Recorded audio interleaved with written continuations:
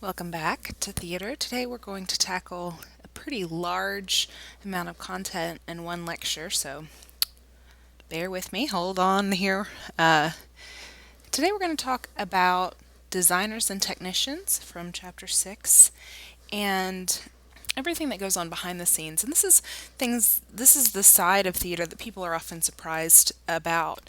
If you look at a play, a big Broadway production like Wicked, there are 3 times as many people backstage and in the design process as there are people on stage. If you walk back behind the curtains, you'll see people changing for quick changes. You'll see a stage manager with a headset on, changing cues or calling cues, saying lights up, lights down, fade the music in here, fade it out. If you look down in the orchestra pit, you'll see musicians playing along and keeping time. If you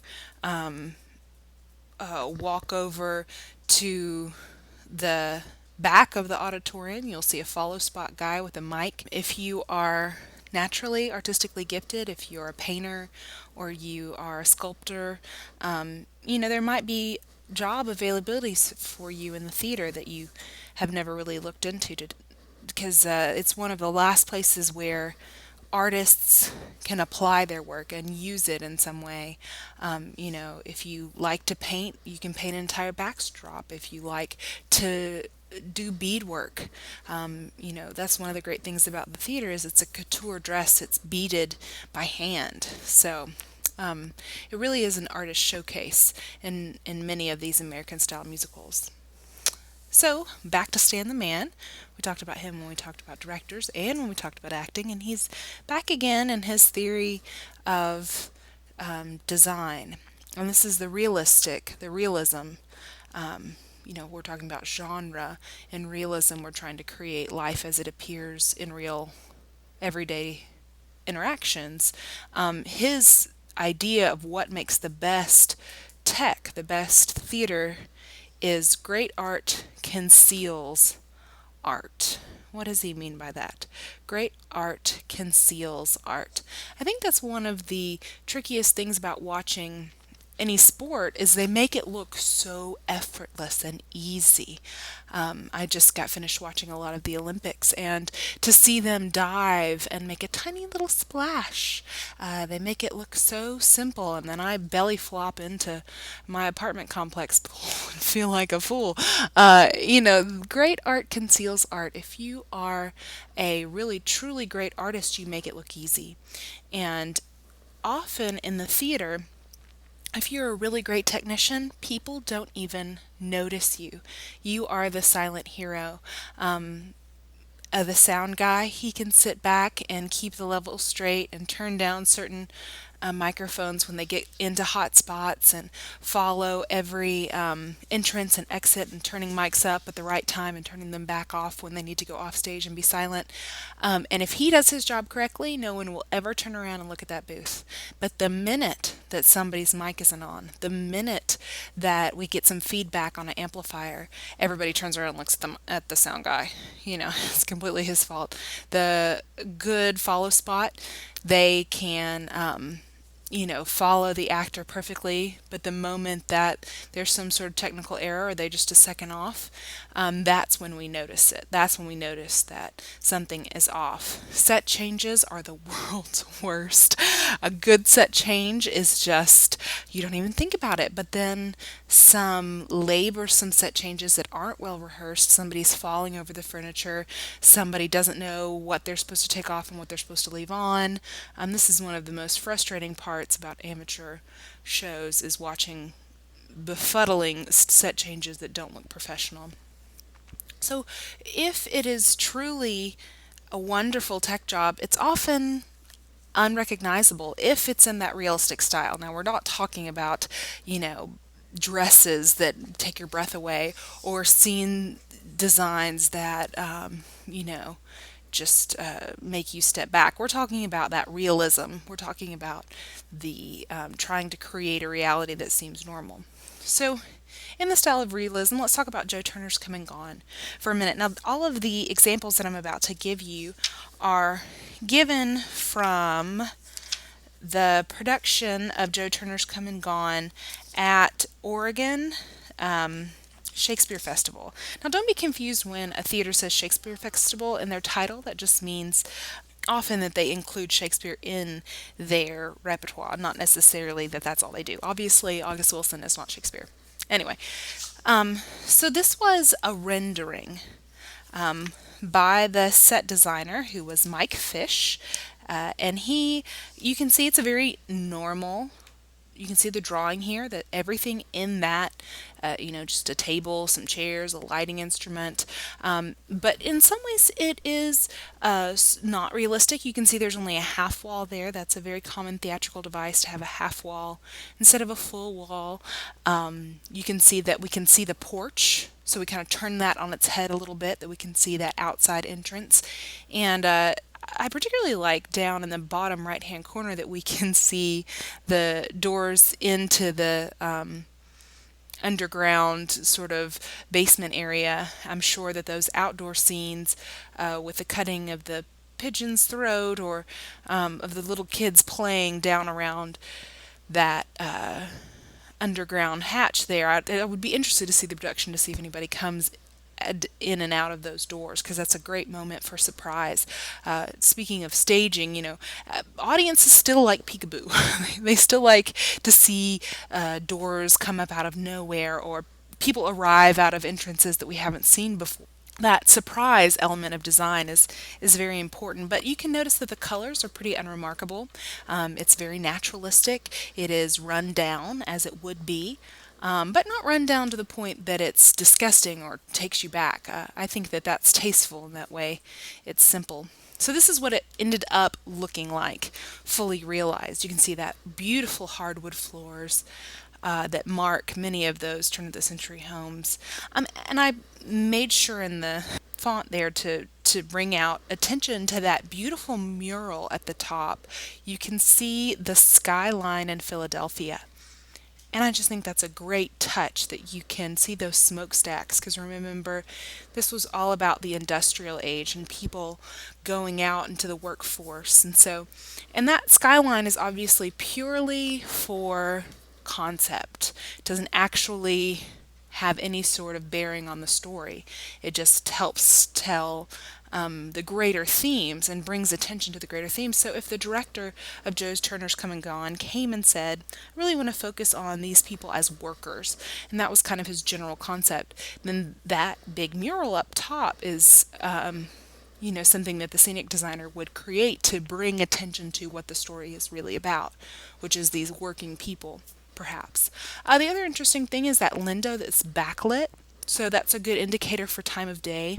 You can see right now it looks like nighttime because it's dark on the inside, and then it looks like it might be a window, from a lamplight. Remember, this is a metropolitan area, so windows are always a lighting challenge as well as a scenic challenge. So here's a costume rendering from Joe Turner's Come and Gone. The costumes were created by Candace Kane. She really wanted the clothes to be sort of ill-fitting.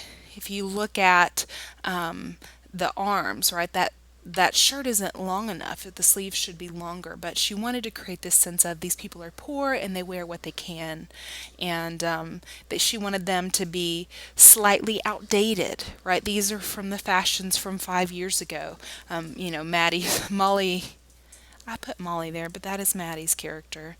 I'm sorry. Molly was the one wearing the bright colored dress. If you remember, Molly was the one who was grabbing everybody's attention with what she was wearing, and she was wearing the latest fashions. This is Maddie, and she is much more sedate and much more contemplative and solitary character. In those dark blues, I think it kind of brings out the sadness of the character. And then also the pretty little feminine detailing around the buttons is just really fantastic. So the other really strong concept was that these clothes were washed with a washboard. So they had to be rough, they had to be durable. It was not the sort of sweet little Victorian lace that you might have seen some of the richer characters of the play wearing. These were going to be sturdy, just like Maddie is sturdy as a character. So, a general concept that we have from Candace Kane is that she wanted Loomis to be different. Loomis is our character on the right. You remember Loomis, Harold Loomis is the one with the mean looking eyes. He's the one who cuts his chest at the end. He's kind of our main character who carries us through the story. And she wanted Loomis to look set apart. Now, this is something that all costume designers have to do. They decide which characters are important and then have to make them look different so we can follow them throughout the story. So, once again, I'm going to go back to the wedding day.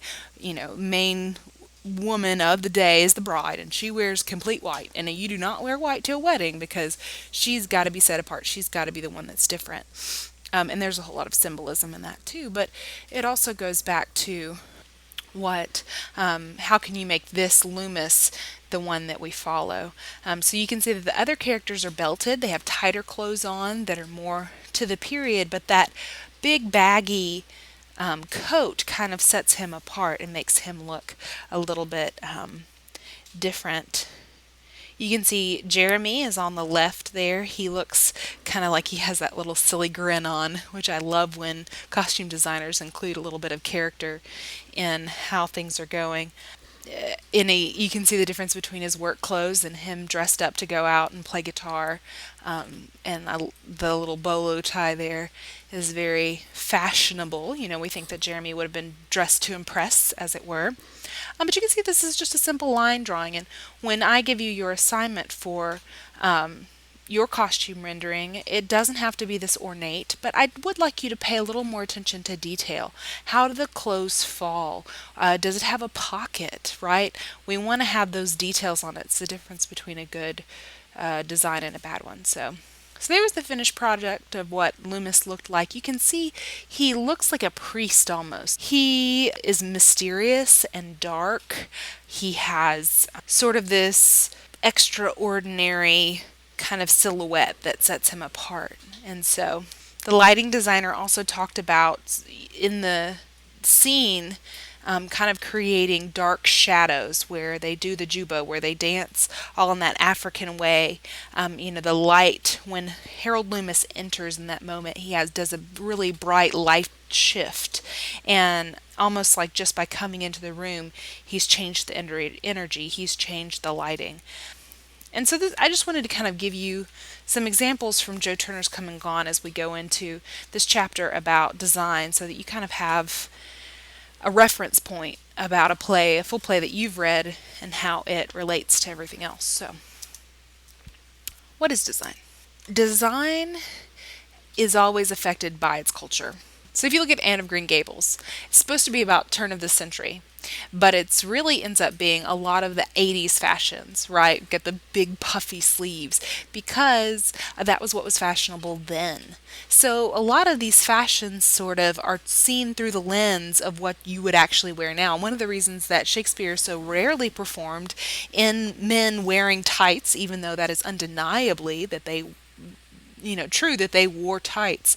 There's no way that most modern men will feel comfortable in an entire play in tights. So, all of these designs do not happen in isolation. They happen in our modern cultural context.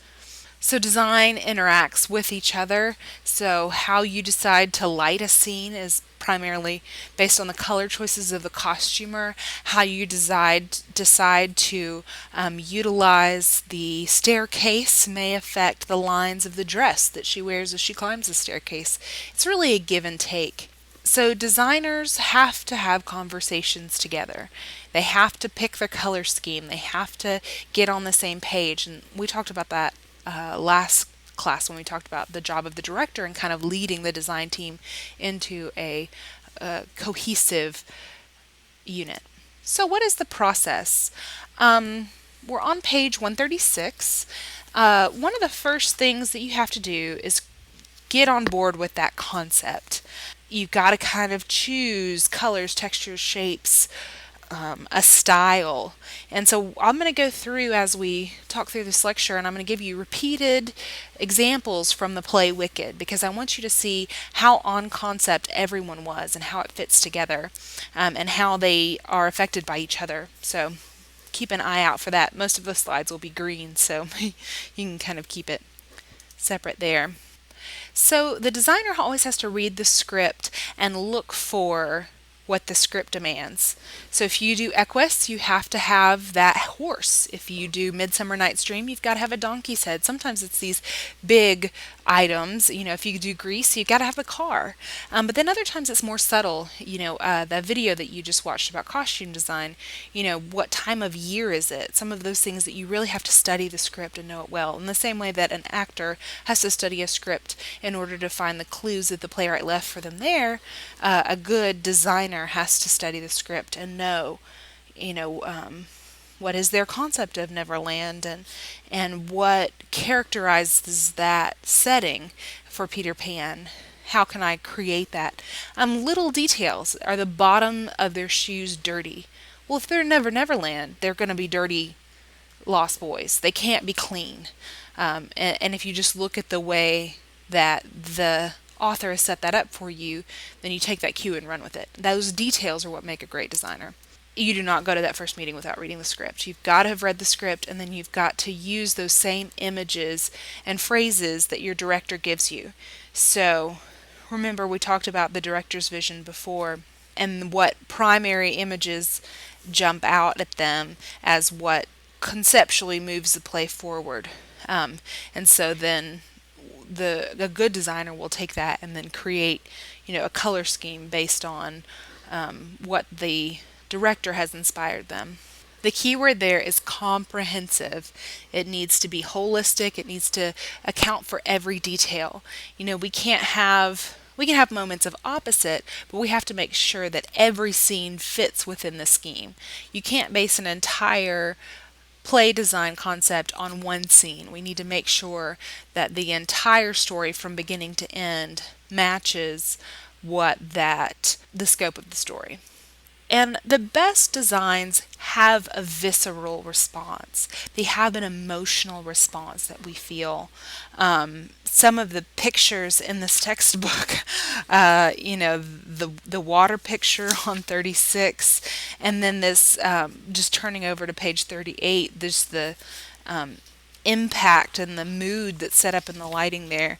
The best designs, I told you when I went to see Lion King, I just cried my eyes out. I had such a visceral response to the design. And so a good designer is looking to have a good emotional impact. If when, the jazz singer walks out in a sequin dress, you just say, wow, that is magical, it just glows. Well, then the costume designer has done her job. She set the singer apart. So we're looking at the Scenic Design. We're on page 139. And much of the same trends that we studied in directing apply to Scenic Design. In the Jacobean theater, we started moving indoors, and this was primarily for royalty. We were trying to avoid the bad weather. And so as it moved indoors, a lot of those wonderful Renaissance artists got involved in the theater in creating these elaborate backdrops to sort of create a dimension or create a canvas almost. It's basically like hanging a painting back behind the stage, but they added a sense of artistry, a sense of beauty to the stories. So even from the beginning, they were trying to make something that was realistic, even more so at the turn of the century. Illusionistic paintings on flats, and we'll talk about what flats are in just a minute, but the illusionary has to do with perspectives. We're trying to create a forced perspective. So you want to show the things on the outside of the painting they get smaller as they come in, so the perspective kind of showing a sense of dimensionality while still being painted flat. The three-dimensional flats or creating a box set would involve three sides of a room as opposed to just one hanging thing with curtains on the side. Three sides to the room so that you are peering through the proscenium through that big picture frame around the most stages that we have and into that box set. And he makes a point of saying that box sets are really not as popular as they used to be. But they're still kind of the bread and butter of the theater, are those three sides of a room. And it's worth bringing up too that the box set is what we just looked at with Joe Turner's Come and Gone. We had the sides of the room there. That's a box set. So metaphoric. This is instead of representational. A metaphor is we're taking the imagery of the play and creating the setting. It is not always representational. It's not always a table to be a table. It could be a giant hand that someone can put their plate on. How is it metaphoric? Uh, I had a friend design vagina monologues. And the set was pink foam, and every time you took a step, the foam sort of sunk in a little bit. So it's as if the entire play were being performed inside uh, a womb, as it were. So you can see the metaphors, and we'll talk about that when we talk about Our Town in just a second. It is overtly theatrical, right? Jazz hands. It doesn't have. Remember, we talked about theatricality when I showed you Deborah Messing holding up a little fake mustache. So it's concept and it's admittedly theater. It's admittedly fake, and we kind of play with that and have fun with the fact that it's fake and poke fun at it. So today's scenery is often a mix of both. Maybe there's a dream sequence and we have lots of theatricality, or maybe one room looks completely normal except, right? So I'm thinking of Mary Poppins, which I saw recently at TPAC, and there were sculptures that came in and came to life, and the entire scene, if you've seen the movie where they're supercalifragilistic, they're going into those chalk paintings, is in these bright neon colors, and that was very metaphoric. There were daisies dancing around. There were larger than life sort of expressionistic elements. And then once that dream sequence was over and once that journey was over, then we went back to the regular Victorian look that we expect from Mary Poppins. So you can see how a lot of plays have elements of both. So scenery must be practical, right? If there is a moment like in Carrie's War, we had to have a set of stairs because there were many allusions to the stairs. There were jokes that took place on the stairs. So in many cases, in many plays, there are some things that the play just demands, that the story demands. So they do need to have a practical element, but then there's also the aesthetic, just the pretty side, or just enjoyable to look at, pleasing to see.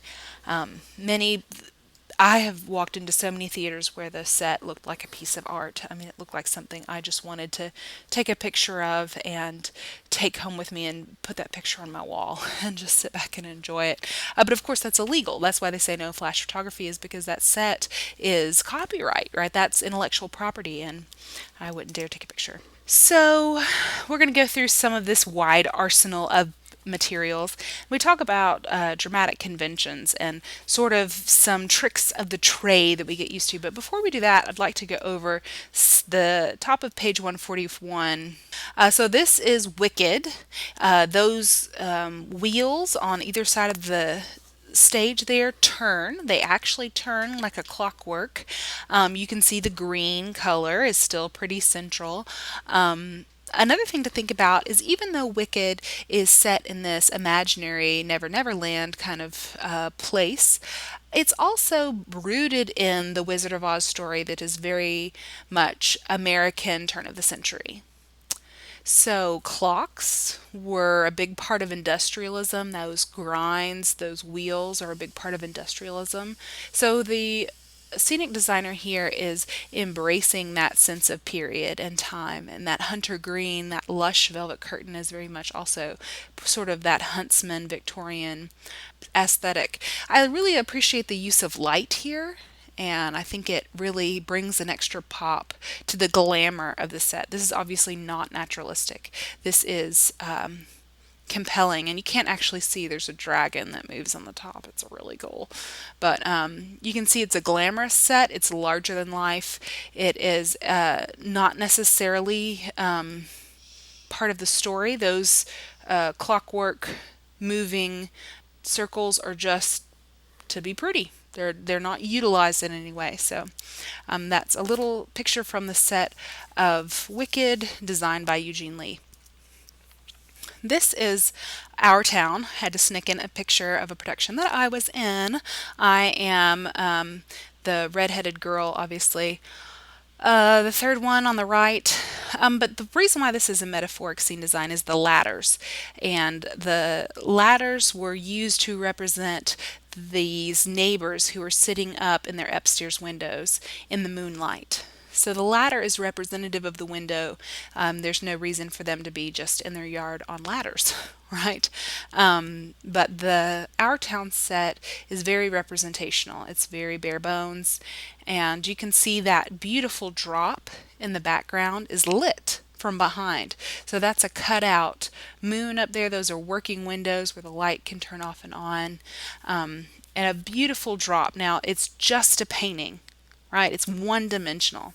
And so it's very metaphoric. Once again, it's very theatrical. All right, so on the top of page 141, you can see the 4 types of stage. There are many types of stage, and we are trying to limit it to 4 types. Ignore traverse in the bottom left-hand corner of my slide here. It's not actually in your book. So the most common is the proscenium. This is the opera house setup. Most of you, when you create your international brochure and you code, tell me about what kind of theater these plays were set up. If they were set up in Germany or France or England or America, more than likely they are set in an opera house in a proscenium stage with an apron and a proscenium arch. If you're looking on your textbook top left-hand corner, you can see that proscenium arch that frames the action, right? And all of the audience is facing that one stage from one direction for the most part. It might be a little bit curved, but these opera houses have mezzanines on the side, those little booths that you see the royalty sitting in, or the president, or whatever important person who pays more for their ticket. Even TPAC has those sort of little opera booths as well. On the top right hand corner there, we have the thrust. You can think of the thrust as sort of the model walking on the runway. She walks out into where the audience is, and the audience can see the back of the dress, right? The audience may be watching the back of the actor's head, and that's okay in a thrust stage. Thrust stage is more intimate. The stage thrusts out closer to the audience so you can get in their face, and I prefer the thrust stage to the proscenium. I think that you can feel more intimate with your audience, and you can kind of get in their face. So the traverse is very uncommon. We're going to skip that one, and then move down to arena, or as my slide says, in the round. Arena just means that there are an audience on all 4 sides. You can think of this as a football stadium or basketball coliseum. The arena you enter from vomitoriums, which, remember, we talked about that in the Roman times, where the audience members would go down to vomit, but they come out through the audience. So if you look at some plays that were written for the arena, they have long entrances. Oh, here he comes, to give the actor the time to enter the space. But then many times that I've acted in the arena, they just keep the lighting in on the inner stage and don't pay a lot of attention to the entrances. A lot of theaters are named for their staging this way. Arena stage, obviously. I was in Southern Arena Theater, right? They wanted you to know this is an intimate theater. This is a naturalistic theater where you can sit right in there among the action. Some plays are particularly written to stage in the arena. If you look at Cabaret or Nonsense, they have an interactive quality where the people are supposed to be sitting at tables where they're drinking coffee or eating, and there's supposed to be a sense of informality. It feels very intimate, even more intimate than the thrust. The proscenium is the most formal, and the arena is feels like you're just watching and overhearing somebody's conversation. And then they bring special attention to the black box. And the black box is usually just a converted space where you can put the audience wherever you want them. And it usually has low ceilings where we have a small intimate crowd. So if somebody tells you that they're doing a play in a black box, it usually means that it's a small intimate setting. And many theaters, including TPAC, have a nice big huge proscenium stage, and then they have a second stage or a smaller stage where they have their black box performances, which are more informal. So here's some famous theaters. This is the Moscow Art Theater. You can see that their proscenium is curved there. And it famously has that Picasso bird on the front, etched into the curtain. Very elegant, very grand. When you walk in, you have the sense of, oh, if you've ever been to one of the big Broadway houses, they just look like palaces inside. They're absolutely extravagant and gorgeous. Okay, the arena stage in DC. You can see how close you are to the audience. You can see how bare bones it feels. There's no curtains. There's no hiding. There's no hiding the lighting instruments even.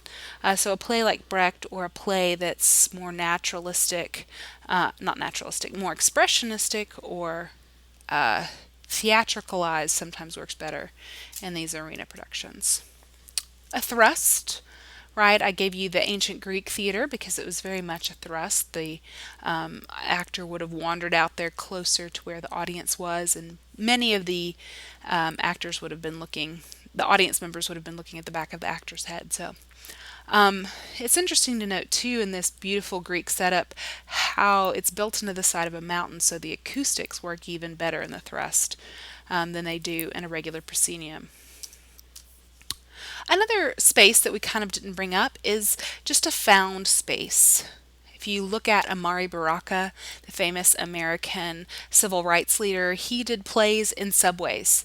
And Malcolm X encouraged that behavior from him. He wanted to go out and get the common man. He didn't want to wait for a theater goer to come and get changed by the theater experience. He wanted people to go out and perform for the masses. So they performed through free theater in Brooklyn, in the Bronx, in Harlem. And then very famously, Paris has the art of mime. And if you go to New Orleans, there's some really fun performance art going on there as well, just on the street corners, just wherever they can find a place. And you do have to have a permit to do that, by the way. So if you ever feel inspired to perform in a street corner, make sure you get a permit first. But, people ask me, well, why don't we do a play at Motlow at the Smyrna campus? And I said, well, we don't actually have a theater. And I recently had someone say to me, oh, that's no excuse. Found space. And yes, very true. But, the slightest little drizzle of our famous Tennessee weather and there's no performing on the lawn. So found spaces are equally part of the deal. So in a traditional proscenium theater, in the traditional opera house, there are curtains. And these curtains all have names, and I'm not going to quiz you over them, but it's worth knowing that front curtain, if you're looking to your far right, that big green lush curtain, that one opens and closes, right? And then on the top we have those teasers. Those teasers are there deliberately to hide the lights, to hide the lighting equipment that looks so modern. And then we have these legs, or what we call them, these short wing dividers, and those legs help hide the actors so that they can enter between those two without being seen. Now the teasers, or the tantalizers as they're sometimes called, very fragile and very expensive. I had a show choir group when I was teaching high school cut down our teasers, and they were $1,000 a piece to replace. The other purpose of the teaser is to absorb sound. Remember that fabric makes for better acoustics. So Anytime you're acting in a theatrical play, or working backstage, try not to touch the curtains. It's a very amateur mistake at the beginning. The oils from your hands can actually get on the curtains and cause damage to them. I've worked with amateur actors who have lit the curtains on fire or gotten their scissors snagged on the curtains, and once again, that's $1,000 mistake there.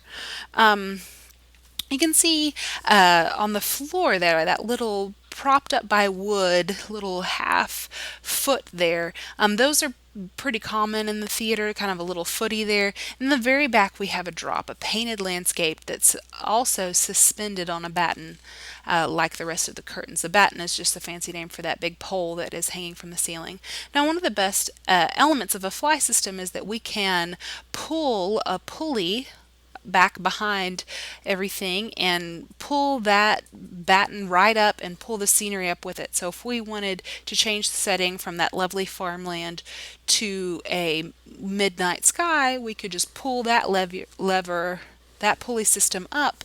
That big sheet in the back would come up, and then we could drop another one down, which is why they're called drops. You can see some drops are stylized, right? That map is very stylized. Nobody would actually expect that to be in the background in a normal setting. But drops have a lot of artistic leeway, especially in theatrical productions. So some flats, all flats have to have those horrible braces there that I always trip over, and they're often held down with sandbags. But these flats are made out of wood, which is interesting to think about. Most flats have canvas stretched over them. A lot of modern amateur productions use foam instead of wood or canvas, but you have to always watch for fire code, of course. Theaters are very flammable places. There's that toggle on a canvas flap helps us to carry it in and out easily. And I've even been to productions where the person was just holding the toggle behind, and as soon as the scene was over, they would move it out themselves. And there are tons of conventions here. We are just floating along the icing on the cake. We're not talking about periactoids or any of these large scale conventions. We're just kind of flying through some of these simple conventions that you'll see at a lot of theaters. So the scrim. The scrim is kind of part of the set design, and then it's also kind of part of the lighting design. You see those people are standing, and there's a sheet between Our Lady in the front and our people in the back, because that is a scrim. And when it's lit from the back, you can see the person, right? And then if it's lit from the front, you can't see them. So it's a nice way to reveal. They get into their place, and it's not until the lighting designer wants us to see that person behind it that we see them. So a scrim is just an open weave of fabric, but they're very expensive, and especially if you buy a full stage-sized scrim. They're very fragile, but they create nice silhouettes. And many theaters, instead of having a drop, they'll have a scrim that they splash color on with a large, if they want a large abstract color, they'll use a scrim and front light it.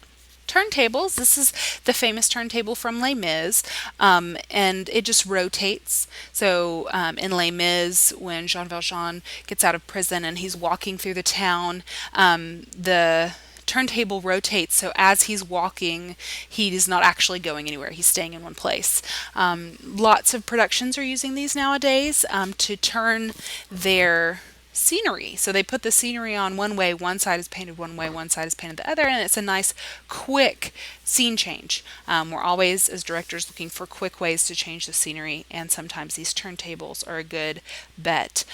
They can be problematic. I've worked in many productions where the turntable is kind of finicky because they're often run off, if you know anything about tools, they're run off pneumatic tools, and pneumatic tools can be sort of temperamental. So, but then I've also seen turntables that were manually operated with a big rope. I've seen it all, so and not necessarily in the good way. So we're moving just at a complete crazy pace here, and I apologize for that, but I'm trying to cover all of this information. So 147, we have moved on to what is a property or prop. prop is at the most basic level anything that's carried on stage. So if you can carry a chair on stage, then it can be furniture prop.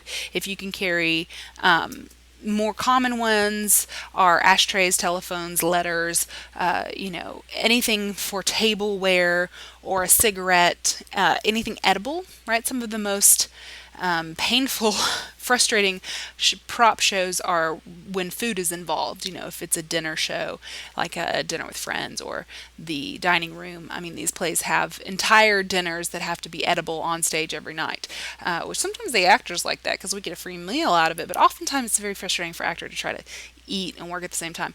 But it should be mentioned anytime you're working on a play and you see food laying out, more times than not, that food is probably sprayed with a protective spray to keep it from molding or insects from coming to get it. So don't eat anything. Don't assume that everything on a theater set or on a film set is edible, because unless it's on a table labeled "come and eat it," and hopefully that sign is not a prop, "come and eat it," don't eat it because it could be poisonous. So the original word prop came from a stamp that said "property of theater" to try to keep the actors from stealing stuff like they always do. But that's where sort of the origin of the language. But props is an entire master's degree. If you are good with your hands and creating things, if you have an affinity for furniture or carving, or you work well with paper mache, you can make an entire life out of your ability to craft items, particularly to create antiques. So lighting design, we are on page 154, kind of skipping over these beautiful photo essays. I hope you'll go back and look at them.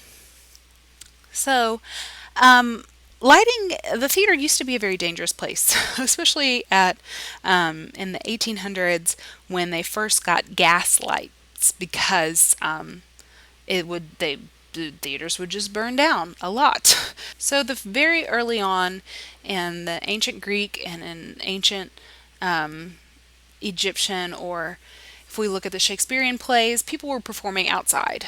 And it's interesting how often they would refer to the sun. In some ways, when we perform those great plays inside, we're doing an injustice because there's so many references to the sun.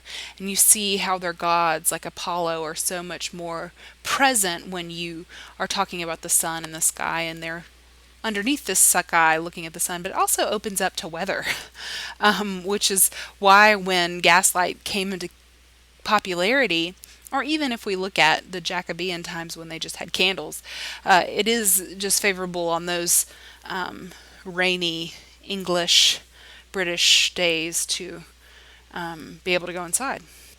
So this lighting, obviously, we can focus rather than when you're have just sunlight, everybody gets equal focus. But if we have a spotlight, we can put a focus light on one person and draw attention to them, draw attention to the main characters who we should be paying attention to.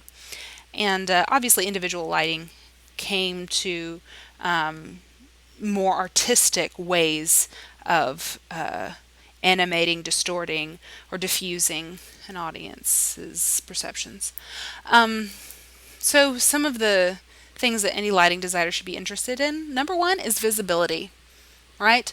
I have to be able to see what is going on. I have to be able to understand who's who. And if it's too dark or foggy or overcast, or there's something really funky with a black light and I can't see what's going on, the lighting designer has failed, right? Because if I can't see the story, I can't follow the story. Second of all is focus, what we were talking about just a minute ago, that the bride or the main character, that we're focusing on Hamlet's soliloquy rather than the guard number 3 picking his nose in the back row. We never want to upstage, and sometimes the lighting designer is the most influential person to make sure that we achieve focus and that we're telling the story and not the story about the guard picking his nose. Verisimilitude has to do with lifelikeness. So this can be one of the most challenging if you're doing like a naturalistic play and you want the effect of candlelight on stage, but your theater has fire codes. It can be a lot of work to make something just look like a candlelight, believe it or not. So the authenticity of that moment, does if you're doing a naturalistic play, how do you really make it look like moonlight? It can be very scientific, trying to get the color swatches to the color gels to add up to look like reality. Reality is actually surprisingly hard to fake. And then also, lastly, is atmosphere. And we'll talk about that in just a second. What mood does it create? How does it have an emotional impact? When we look at the tools of a lighting designer, first of all, they have to plot out the instruments. So this is one of the biggest frustrations for low budget theaters, is that they don't really have a lot of options for lighting because it takes an enormous amount of expensive instrumentation to create a general wash, what we call just lights up. Everybody is in the light. It really does take thousands of dollars to create that look. Just simple par cans on a blank stage, white light. But then for every other little special moment, it may take an extra light with a different gel on it. If I want a fire scene, that's an incredible amount of instrumentation. So they have to decide every lighting instrument that they have and plot it out. And then another responsibility in that plot is to make sure that they've done the math with the electronics and they're not going to start a fire or blow a circuit, especially in older buildings. So then the second really role of a lighting designer is to decide when to turn the lights off and on, when to change the lights, right? And in theater, we call any change a cue, right? So lights up would be cue number one, and then spotlight up on Hamlet might be cue number three.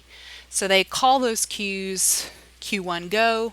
They push the button and then that light changes. How quickly the light changes, how stylized the light changes, these are all elements that a lighting designer has to think about. It's really liberating for a lot of lighting designers, the event of rock and roll, the theatrical lighting that we can really have fun with. You'll notice that Kenneth Posner here has got a fog. He has pumped into the theater so that you can pick up the beams of light. So it's very advanced technology. That fog is, harmless. You're not going to get an allergy attack or an asthma attack because of the fog. It is hypoallergenic. So, but it's really fascinating to see how they can play with the streams of light and creating that theatricality. It really adds drama to that moment. If you've ever seen The Wiz, this is her ballad when she reaches the pinnacle of her power. Everybody deserves a chance to fly. So this is another production here. I want to just call your attention to the moonlight. The source is outside the window. It's the moon, but it gives her almost a tranquil effect. We definitely see how she's basking in the moonlight. It gives it a sort of graceful solitude and really beautiful lighting there to create that moonlight. It's definitely a full moon too. It has a very almost warm sensibility for moonlight, which is interesting. Right, so what mood is set by this glass menagerie picture? This is supposed to be our romance, our moment when we feel like Laura is finally going to break out of her shell. And so we really have to kind of set up the romance sometimes with a mood.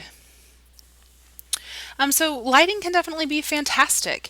And if you light things from the underside, we see a side of the actors we're not used to seeing.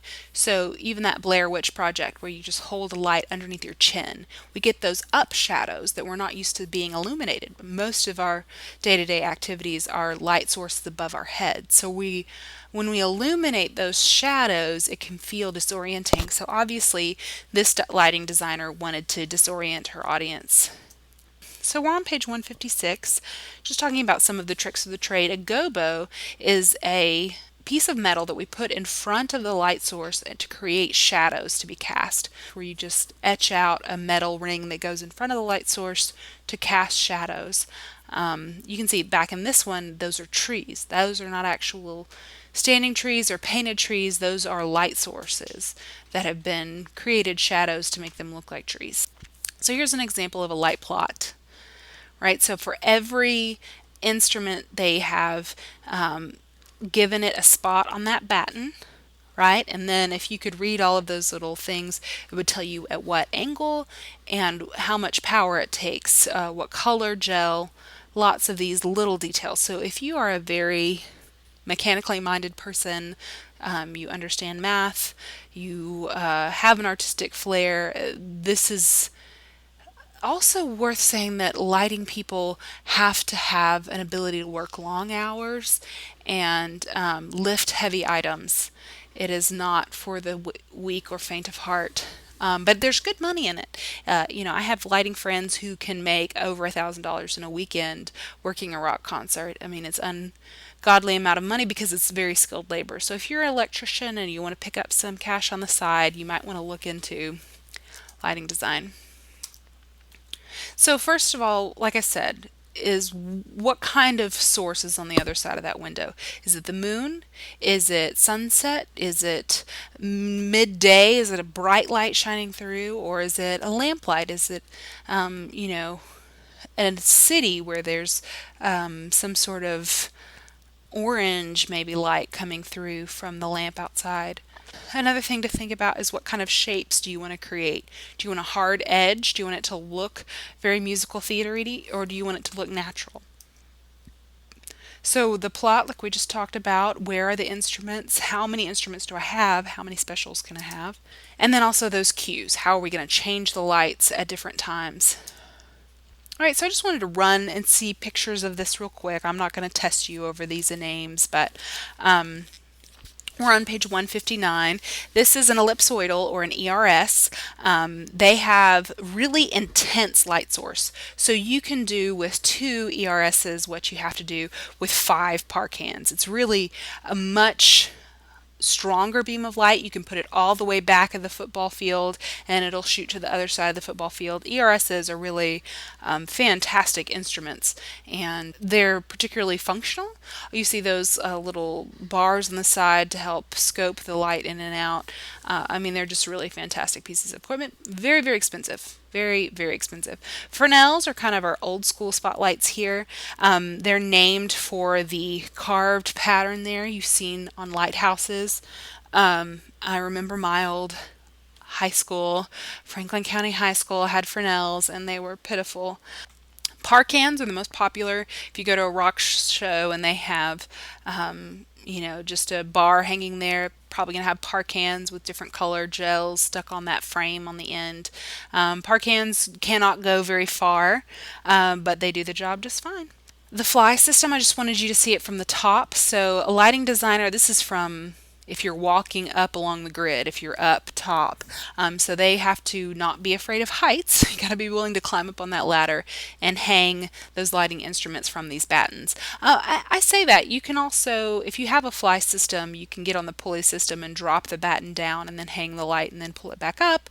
But you're still probably going to have to get up there and adjust the light and make sure it's pointing at a 45-degree angle at your actor so that you have a level wash. You don't have any hot spots. All right, well, moving away from lighting and into my favorite aspect of the technical side of theater, which is pretty costumes. And you've watched that sort of supplementary video, and then I'm going to prep you to do your assignment, so I'll try to keep this quick. So when did costume design become very, very important? We did want to have the ritual, right, of separating the person who is on stage from the people in the audience. So that ancient Greek full regalia in the medieval times, the priests often wore that ridiculous Pope hat. Not to offend you, I'm, no hate for the Pope hat, but they are very much to say, this is who we are, this is who you are. We're set apart with these vestments, and they have meaning, right? If a girl walks in an entire sequin, she's probably going to be the one to walk up on stage and start the show.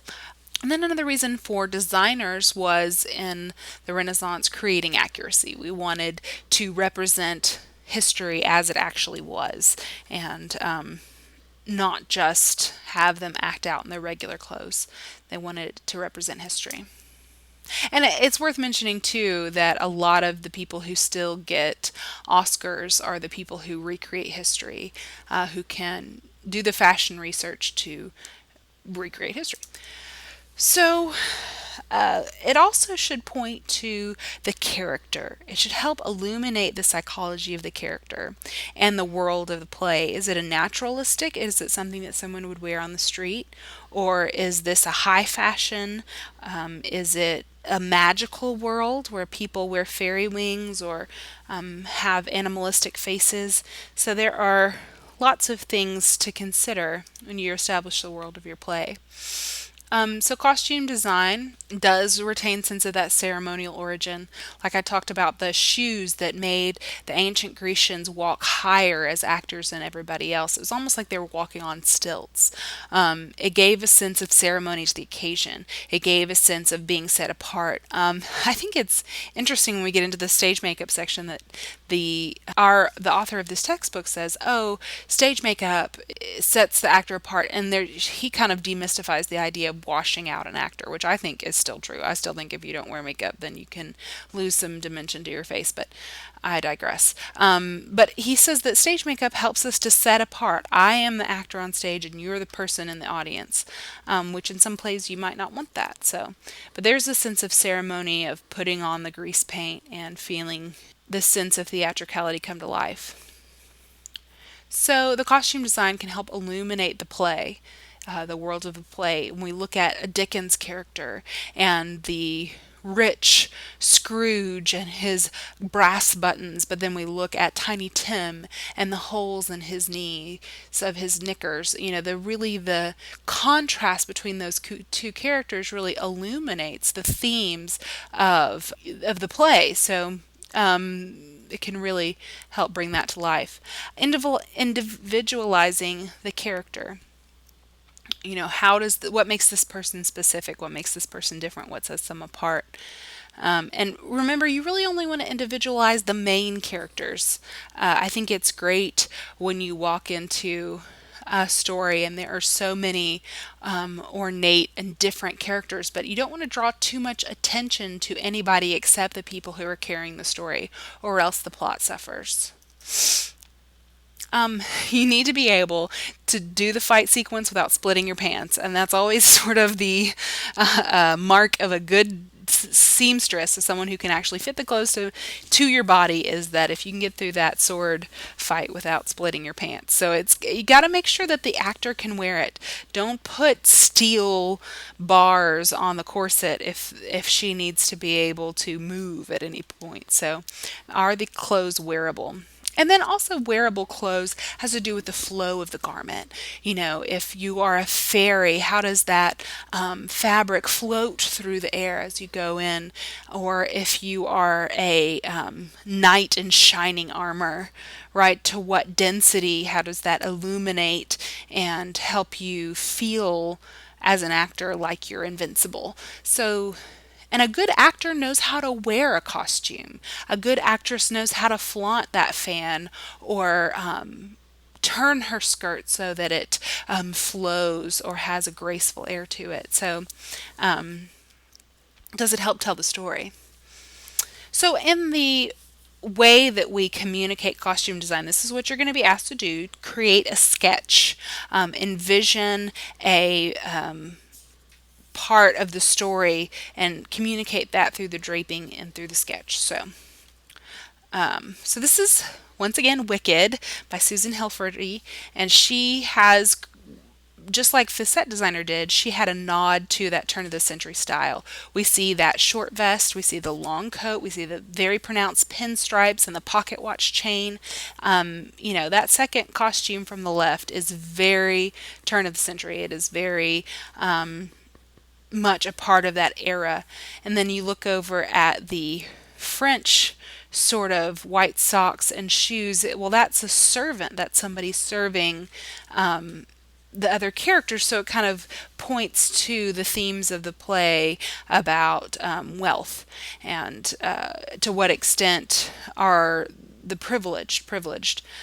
Of course, that beautiful Glenda dress that Kristen Chenoweth is wearing there that just sparkles. I mean, if you've ever seen The Wizard of Oz, when she comes down in that bubble, it's just a magical moment for every little girl. I also want to draw your attention to the texturing. Texture is an important part of any theatrical costume and helping it pop and become off of the stage and into something that seems real. Uh, just want to emphasize again that's Shirley MacLaine. People like Shirley MacLaine and Liza Minnelli seem to be wearing sequins 24 hours a day, don't they? I even saw that Dolly Parton commercial the other day, and she had on sequins. So I think it's funny how some of these divas of the theater or of the country music kind of carry their sequins into their everyday life. But those costumes are chosen to scream, I'm the one on the stage and you're the one in the audience. I am set apart and I am theatrical. I'm here to dazzle you. And so, what does the costume say about the person's psychology? I think it's interesting that in Joe Turner's Come and Gone, Molly is said to have worn a bright dress, and Blanche Dubois, her husband, was actually named, his last name is Gray, whereas Stanley was supposed to wear bold bowling shirt colors as a contrast to her gray husband. So the psychology of the costume has to do with status, right? Obviously, the Beast and Beauty there are very wealthy people, and she comes to wealth. You consider her opening costume with a little sweet apron. Wealthy people don't wear aprons, right? And if we look at even more in depth, not to get too far into the costuming, but if the corset laces up the front, that means that you had to take off your own corset. If you are wealthy, then your corset laced up the back because you had a servant to unlace your corset. And those little historical tidbits would have been important in that time. Somebody would have looked at you and said, oh, her corset laces up the front, right? So if you're trying to have a princess who is a person who has servants, then her corset laces up the back. So there are tons of little tiny things. Even if you think about the invention of the button and how late that came on. Don't put buttons on a costume before there were buttons. Those historical accuracies, if you're really interested in them. But the psychology of a character, are they someone who have a certain color associated with them? Remember in Joe Turner's Come and Gone, we have that character in all black, and Harold Loomis is a mysterious character who needs to wear black. Whereas Belle, when she comes into this happier moment in her life, she's wearing a bright yellow dress. And how does the psychology of a person who wears gold, the princess psychology, if you've seen Legally Blonde, everything on the stage is candy pink. And it's a strong choice because many people don't wear candy pink in their everyday life. It definitely denotes a certain culture, a certain kind of girl who's comfortable wearing pink, which is what the whole play is about. So color has deep-rooted psychology, and of course it's a pseudoscience, but there's lots of speculation about sports teams. People who wear red are seen as more aggressive. So the psychology of color is an entirely different lecture we could talk about. This is Aristophanes, the birds, and I think that this designer did a beautiful job of working with different raw materials. You can see the feathers there and the beautiful way that the fabric has been pressed to look and have the appearance of feathers on those long sweeping wings. I would have loved to have seen those in action. So as we look at different mediums, a good costumer knows how to work with leather and use an industrial machine. They know how to make their own jewelry and do the beading and do the complex, jewel work. There's feathers, right, as we see here, fur, and even working with animal hair. So there's a lot to learn about different mediums, and dyeing and aging costumes is another entire field of study. I mean, you can have the job of being a dye person, a person who works in the dye room at an opera house and just make sure that you get the colors right, and that's your full-time job, is dyeing fabrics. I personally have never been able to dye a good brown, so I would not be necessarily a good dye person. um, but there are lots of mediums to work with, lots of ways to mix your mediums and fabrics, samples and swatches, and understanding the good fabrics from the bad fabrics. If you have a long run, you don't want to pick something that's 100% acrylic because it's going to pill up and mess up. When you go to buy your sweater at the store, do you look at the tag? Do you buy something that's acrylic if you want to be wearing it this time next year? You don't. You probably need to buy something polyester based, but if it's too much polyester, then it might be scratchy. If you live in Tennessee, you might not want to buy a whole lot of wool sweaters because that fabric is so heavy and dense. The maddest I've seen some actors is when they get a wool coat to perform in underneath those lights. It's so hot. I did a Russian play, The Good Doctor, and the guy who had a big, heavy wool coat was just so angry at my friend, the costume designer. How could you put me in this big wool coat in front of all these hot lights? So you have to understand fabrics and the breathability and the durability and what percentage of different fibers we have there, how those fibers will move on stage, how they can be utilized. There's lots of things to consider. Makeup design. Makeup in the theater, when it gets really complicated, has to do with prosthetics and creating latex attachments. One of my favorite new shows is on the Sci-Fi Channel. It's called Face Off. It's sort of like a competition reality show where they have different challenges and have to create these beautiful science fiction characters through elaborate latex and elaborate prosthesis, and it's just really beautiful to watch these makeup artists work and see what they can do with a little face paint. So it's very ceremonial, especially in Asian cultures.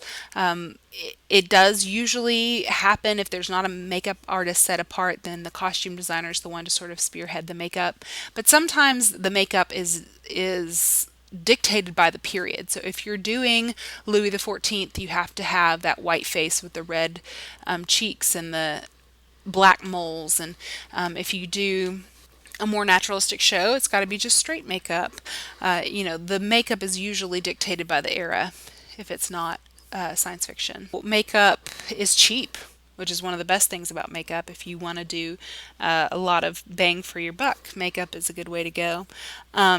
It does suggest to psychology, right? I've seen a version of A Streetcar Named Desire that had very smeared eye makeup after those sob sequences that Blanche Dubois has alone by herself. And it really can make a person look pretty crazy to have mascara all over their face. It can definitely add to the sense of, ooh, what's wrong? What's up with this lady? Effectively. Sometimes makeup design is vanity, right? Every barn looks better painted, as my daddy would say. Dolly Parton doesn't wear all that makeup because she wants to create any sort of illusion. She just wants to look prettier, right? Pretty is often glamour makeup is for a lot of actresses. So we can create age makeup. Those pictures you saw of me from Carrie's War, I had to age my face and draw the wrinkles on. Another thing that happens is prosthesis. So if you're playing Cyrano de Bergerac, as you can see on page 173, then you have to have that big fake nose. If you're playing Shrek, you have to have the ears. So here we go with Wicked again. Elphaba, if you've never seen the play, she's the I'll get you, my pretty. She's the one with the green face and hands. But then also there are these animals. You can see the goat there that she's talking to with the chin hair and the prosthesis nose and the horns, and it's very creating those full animal makeups can be pretty extensive. So this is Cats. This was my favorite musical when I was in fifth grade. Absolutely, my mom took me to see Cats, which is an Andrew Lloyd Webber play, and I just loved it. You can see all the hair that had to be worn in the way of wigs, and then of course that ornate facial makeup. And then you can see a lot of them, well, you can't see, a lot of them have hand gloves that have hair on them as well, and long stylized nails. So these are pretty extensive makeup creations that take quite a while to get composed. So this is kabuki theater, and if you were Asian and were familiar with the style of kabuki theater, you would be able to tell if this was a good guy or a bad guy just from looking at their face makeup. And believe it or not, the guys in red are the good guys. In our culture, often red represents the devil or promiscuity, but in the Asian culture, it's honor. So even just the colors that they're wearing on their face tells us what kind of character they are in the Asian tradition. So particularly in the Chinese opera or the kabuki. So these stereotypes are established through the symbolism and color of their makeup. Sound.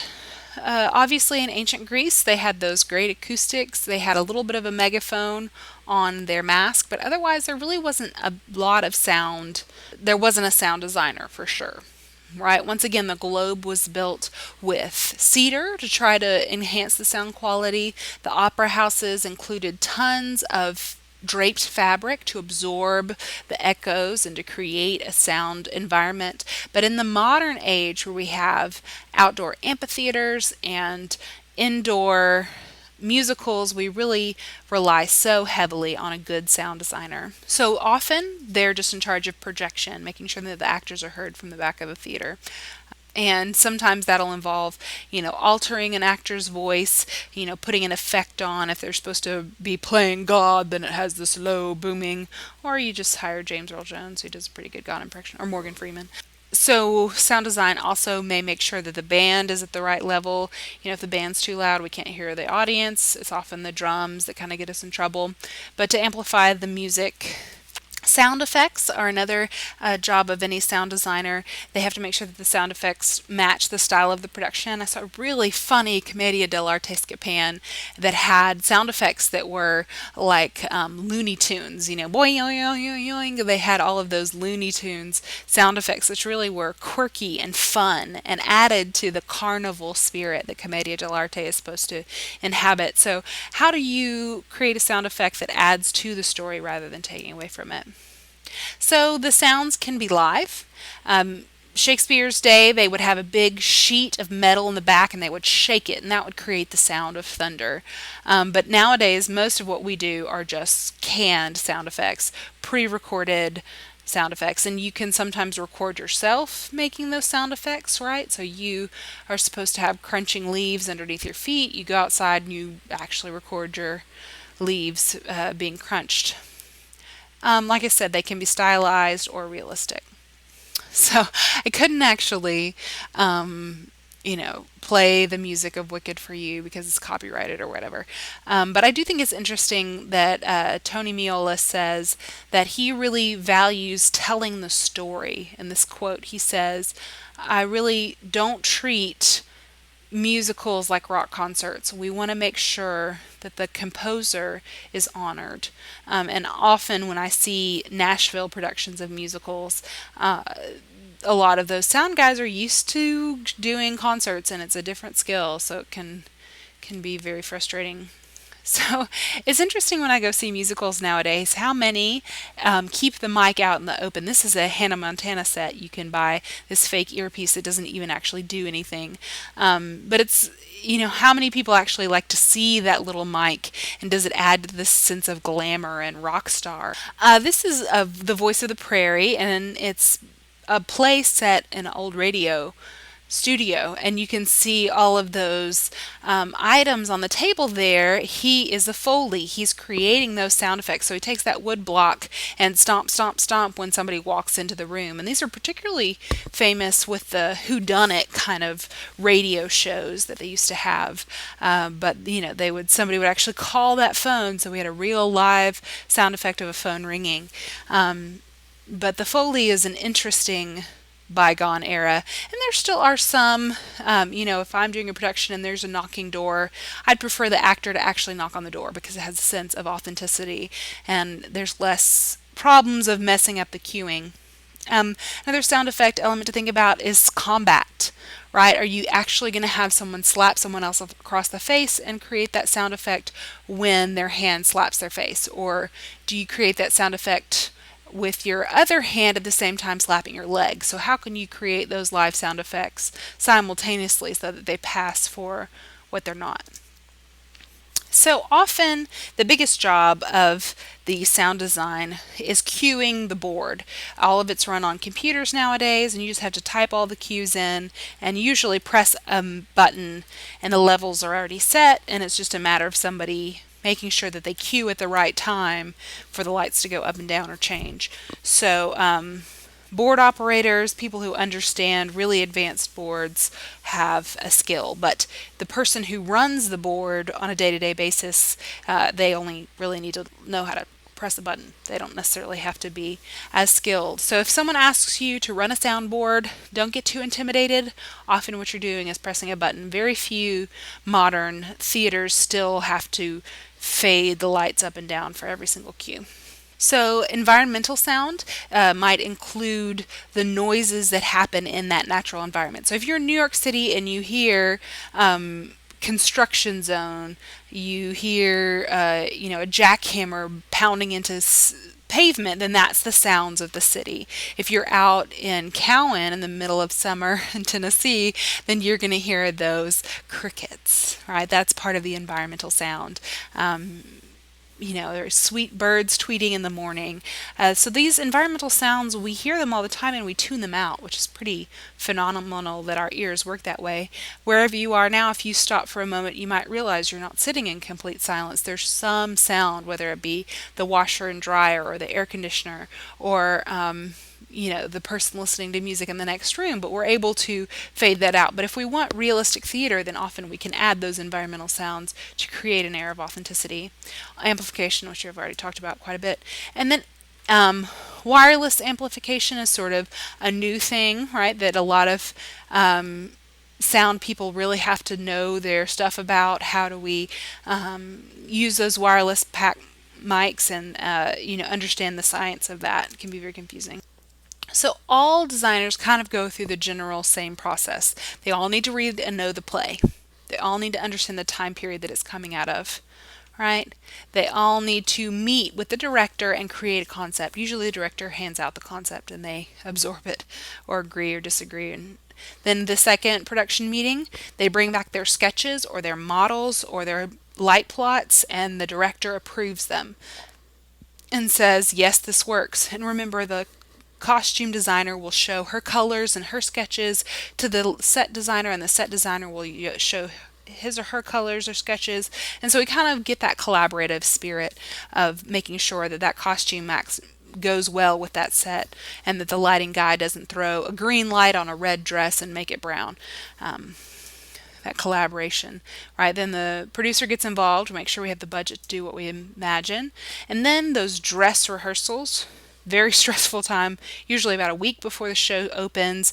Everybody gets into costumes, everybody gets under the lights, we build those cues, and make sure that the show is ready. We do those final sort of touch-ups before opening night. Then after the show opens, it's very important to keep the maintenance of the show up. Change the light bulb if it goes out. Sew up the pants if they rip during the fight sequence. So just make sure that everything is durable enough to maintain the show. A design is full of artistic, creative people who make the most of the means they're given. They all have a big part in creating a satisfying artistic experience. They are the unsung hero of any big musical or big physical production like Christmas Carol.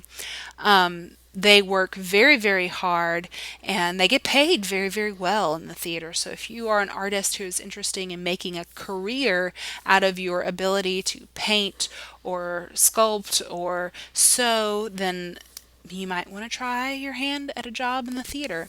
There are usually twice or three times as many people backstage as the people we see on stage, and their contribution to theater is so valuable and so meaningful.